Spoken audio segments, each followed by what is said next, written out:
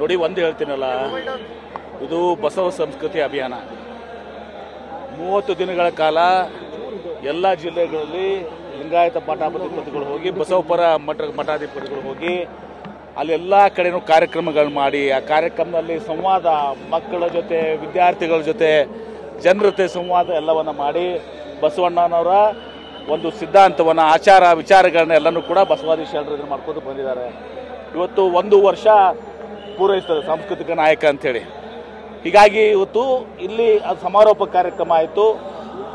1 ವರ್ಷದ ಪೂರೈಕೆಯ ಬಸವ ಸಂಸ್ಕೃತಿ ನಾಯಕನ ಇದು ಪೂರೈಕೆ ಆಗಿದ್ದರಿಂದ ಸನ್ಮಾನ್ಯ ಮುಖ್ಯಮಂತ್ರಿಗಳು ಏನೋ ಬಸವಣ್ಣನವ್ರನ್ನ ಸಾಂಸ್ಕೃತಿಕ ನಾಯಕ ಅಂತ ಘೋಷಣೆ ಮಾಡಿದರು. ಮತ್ತು ಅನೇಕ ವಿಚಾರಗಳನ್ನೀಗ ಬಸವಣ್ಣವ್ರ ಫೋಟೋ ಇಡುವಂಥದ್ದಾಗಲಿ, ಸರ್ಕಾರಿ ಕಚೇರಿಗಳಲ್ಲಿ ಅಕ್ಕಮಹಾದೇವಿ ವಿಷಯದ ಹೆಸರು ಕೊಡೋದಾಗಲಿ, ಈಗ ಅನೇಕ ಕಾರ್ಯಗಳನ್ನ ಮುಖ್ಯಮಂತ್ರಿಗಳು ಬಸವಣ್ಣವರ ಪರವಾಗಿ ಒಂದು ಅನೇಕ ಕೆಲಸಗಳನ್ನು ಮಾಡಿದ್ದಾರೆ. ಅವ್ರಿಗೆ ಒಂದು ಗೌರವಿಸುವಂಥ ಕಾರ್ಯಕ್ರಮ ಇದು ಲಿಂಗಾಯತ ಮಠಾಧಿಪತಿಗಳ ಒಕ್ಕೂಟದಿಂದ ನಿರ್ವಹಿಸಿರುವಂಥ. ಸಮೀಕ್ಷೆಗೂ 2-3 ದಿನ ಅಷ್ಟೇ ಉಳಿದಿದೆ. ಸಾಕಷ್ಟು ಕಡೆ ಇನ್ನೂ ಸಮೀಕ್ಷೆ ಆಗ್ತಾ ಇಲ್ಲ, ಮುಂದುವರಿಸಬೇಕು ಅನ್ನೋದೊಂದು ಒತ್ತಾಯ ಇದೆ. ಅದು ನಿರ್ಧಾರವನ್ನು, ಯಾಕಂದರೆ ಹಿಂದುಳಿದ ಆಯೋಗ ಅದು ಸ್ವಾಯತ್ತೆ ಇರುವಂಥದ್ದು ಮತ್ತು ಅವರ ನಿರ್ಧಾರವನ್ನು ತೆಗೆದುಕೊಳ್ತಾರೆ. ಎಷ್ಟು ಪ್ರಮಾಣದಲ್ಲಿ ಇವತ್ತಿನ ದಿವಸ ಸಮೀಕ್ಷೆ ಆಗಿದೆ ಅದೆಲ್ಲವನ್ನು ವಿಚಾರ ಮಾಡಿಕೊಂಡು ಅವರು ನಿರ್ಧಾರವನ್ನು ಕೈಗೊಳ್ತಾರೆ. ಇನ್ನೂ ಸಮಯ ಬೇಕಾಗಿದ್ರೆ ಬಹುಶಃ ಸಮಯವನ್ನು ಕೂಡ ಅವ್ರು ತೆಗೆದುಕೊಳ್ಬೋದು. ಯಾಕಂದರೆ ಕಡಿಮೆ ಆಗಿದ್ರೆ ಸಮರಗಳನ್ನು ತಗೋತಾರೆ. ಬಹುಶಃ ನಿನ್ನೆ ಬೆಂಗಳೂರಿನಲ್ಲಿ ಪ್ರಾರಂಭ ಆಗಿದೆ ನನ್ನ ಪ್ರಕಾರ. ನೋಡಿ, ಯಾರಿಗೂ ಒತ್ತಾಯ ಇಲ್ಲ. ಒಂದೇದು ಕೋರ್ಟ್ ಕೂಡ ಹೇಳಿದೆ, ಯಾರಿಗೂ ಒತ್ತಾಯ ಇಲ್ಲ.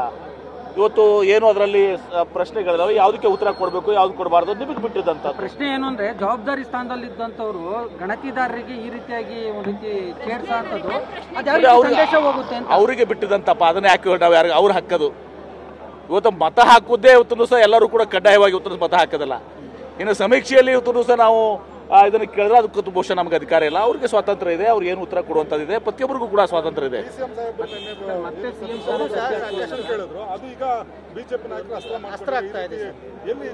ನನಗೆ ಗೊತ್ತಿಲ್ಲ ಇದು ಅವರು DCM ಅವರು ಏನು ಹೇಳಿದ್ದಾರೆ, ಎಷ್ಟು ಸತ್ಯ ಇದೆ ಅಂತ ಯಾರಿಗೂ ಕೂಡ ಗೊತ್ತಿಲ್ಲ. ಆದರೆ DCM ಅವರೇ ಕೂಡ ಇವತ್ತಿನ ಹೇಳಿಕೆಯನ್ನು ಕೂಡ ಕೊಟ್ಟಿದ್ದಾರೆ. ಎಲ್ಲರೂ ಸಮೀಕ್ಷೆಯಲ್ಲಿ ಭಾಗವಹಿಸಿ ಅದನ್ನ ಸಮೀಕ್ಷೆಯನ್ನು ಯಶಸ್ವಿಗಳು ಅಂತೇಳಿ ಮುಖ್ಯಮಂತ್ರಿಗಳು ಹೇಳಿದ್ದಾರೆ. ಅವ್ರು ಹೇಳಿದ ಸ್ಟೇಟ್ಮೆಂಟ್ ನೋಡಿದ್ದೀನಿ. ಅದಾದ್ಮೇಲೆ ಇವತ್ತು ಸಹ ಏನೋ ಗೊಂದಲ ಸೃಷ್ಟಿ ಮಾಡಕ್ ಹೊಂಟಿದ್ರು, ಅದಕ್ಕೆ ಅವರು ಹೇಳಿಕೆಯನ್ನು ಕೊಟ್ಟಿದ್ದಾರೆ. ಮುಖ್ಯಮಂತ್ರಿ ಸಿದ್ದರಾಮಯ್ಯನವರು ಯಾವುದೋ ಒತ್ತಡದಲ್ಲಿ ಕೆಲಸ ಮಾಡ್ತಾ ಇದ್ದಾರೆ, ಕೆಲವೊಂದೊಂದು ಹೇಳಕ್ಕಾಗಲ್ಲ, ಕೆಲವೊಂದೊಂದು ಹೇಳ್ತೀವಿ. ಯಾರು? ಸಿದ್ದರಾಮಯ್ಯನವರು. ಯಾವಾಗ ನಿನ್ನೆ ಹೇಳಿದ್ದಾರೆ. ನನಗೆ ಗೊತ್ತಿಲ್ಲ, ಅದನ್ನ ನಾನು ಕೇಳ್ಕೊಂಡಿಲ್ಲ. ಅದು ಯಾವ ರೀತಿ ಅವರು KN ರಾಜಣ್ಣ ಅವರು ಹೇಳಿದ್ದಾರೆ, ಅವ್ರ ಹಿರಿಯರು ಅವ್ರು ಯಾವ ರೀತಿ ಹೇಳಿದಾರೆ, ಅದಕ್ಕೆ ಹೇಳಿದಾರೆ ನನಗೆ ಗೊತ್ತಿಲ್ಲ. ನಾನು ಅದನ್ನ ಕೇಳಿಲ್ಲ ಅನ್ನೋದು ಸರ್. ನಾನು ಅದನ್ನ ಹೋಗಿ ಕೇಳಿಲ್ಲ. ಸಿದ್ದರಾಮಯ್ಯರು 2013 ಅಲ್ಲ, ಹುಟ್ಟಿದಾಗ ಸಿದ್ದರಾಮಯ್ಯನವ್ರು ಏನಿದಾರ, ಈಗಲೂ ಅದೇ ಸಿದ್ದರಾಮಯ್ಯನವ್ರು ಇದಾರೆ. ಯಾವಾಗೂ ಬದಲಾವಣೆ ಆಗಿದೆ.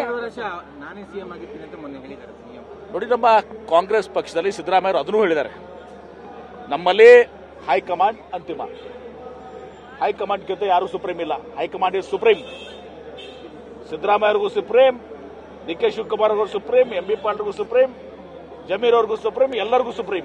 ಮಲ್ಲಿಕಾರ್ಜುನ್ ಖರ್ಗೆ ಅವರು ನಮ್ಮ ಅಧ್ಯಕ್ಷರು, AICC ಅಧ್ಯಕ್ಷರು. ಶ್ರೀಮತಿ ಸೋನಿಯಾ ಗಾಂಧಿ ಅವರು, ರಾಹುಲ್ ಗಾಂಧಿ ಅವರು ಇವತ್ತು ಕಾಲಕ್ಕೆ ಏನು ನಿರ್ಣಯಗಳು ಮಾಡ್ತಾರೆ ಅದು ಅಂತಿಮ ಇವತ್ತಿನ ದಿವಸ. ಹೀಗಾಗಿ ಯಾರ ಕಡೆನೂ ಕೂಡ ಇದಿಲ್ಲ. ಸಿದ್ದರಾಮಯ್ಯ ಕೂಡ ಅದನ್ನ ಹೇಳಿದ್ದಾರೆ.